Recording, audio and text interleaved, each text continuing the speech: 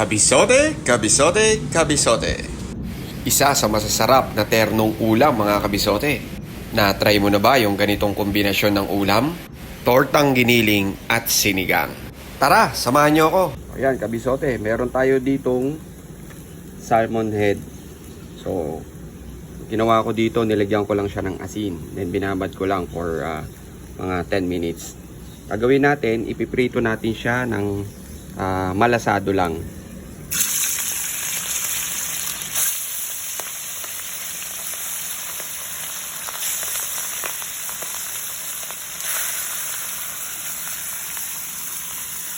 Yan, niluto lang natin siya ng mga 1 minute per side.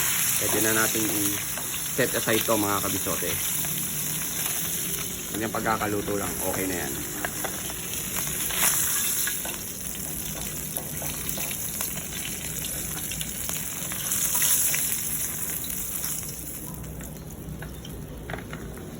Okay, sa same pan, magigisa na rin tayo ng luya,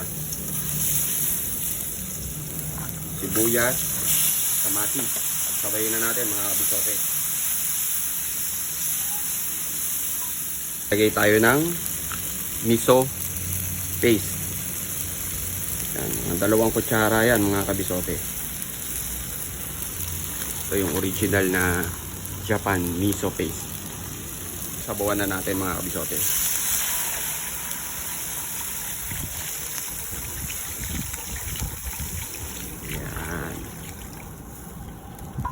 Bay na rin natin itong labanos. Napakasarap na itong kombinasyon na niluluto natin mga kabisote. So ayan, pag kumukulo na, maglagay ka na ng sinigang mix. At ilagay na rin natin itong malasadong ulo ng salmon.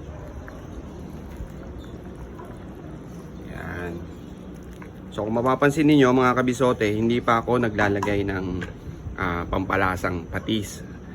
Kasi itong pinagprituhan natin ng isda, may asin na siya. Tapos yung nilagay natin na sinigang mix, may alat na rin siya.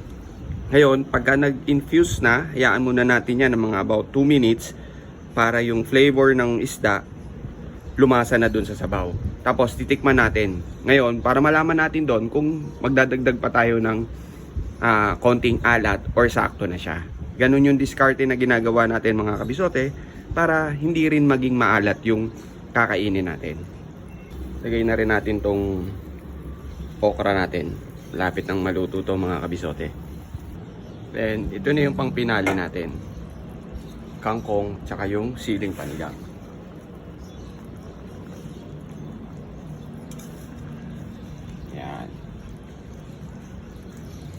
Prito muna natin tong patatas.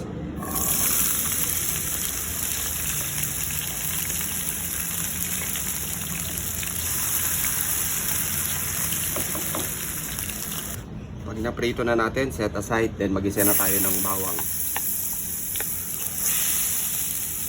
sibuyas,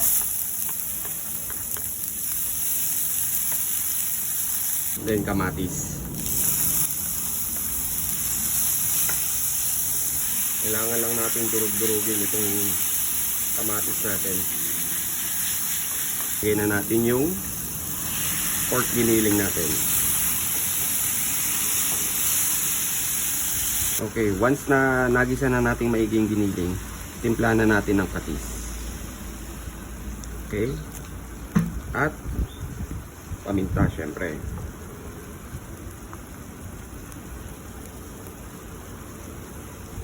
Tapos, sangkutsain pa natin yan for another mga 2 to 3 minutes. Ayan, okay na itong giniling natin mga kabisote. Transfer lang natin siya sa isang bowl. Ayan.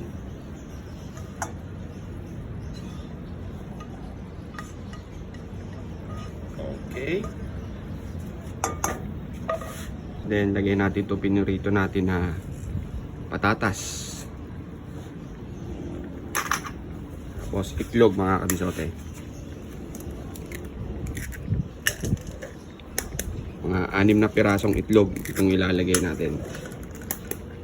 Napakasarap na kombinasyon nito mga kabisote. Sinigang sa miso, tapos tortang giniling. The usual ang ginagawa dito, paborito ni Mrs. yung sinigang na hipon. Pero since mahal-mahal yung sinigang na hipon, dito na lang muna tayo sa ulo ng salmon. Ayan. Halu-haluin mo lang yan mga kabisote. Hindi na ako maglalagay dito ng harina.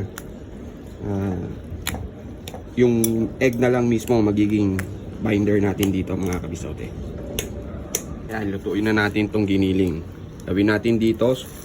Tingnan natin kung okay yung dalawang batch. Ayan.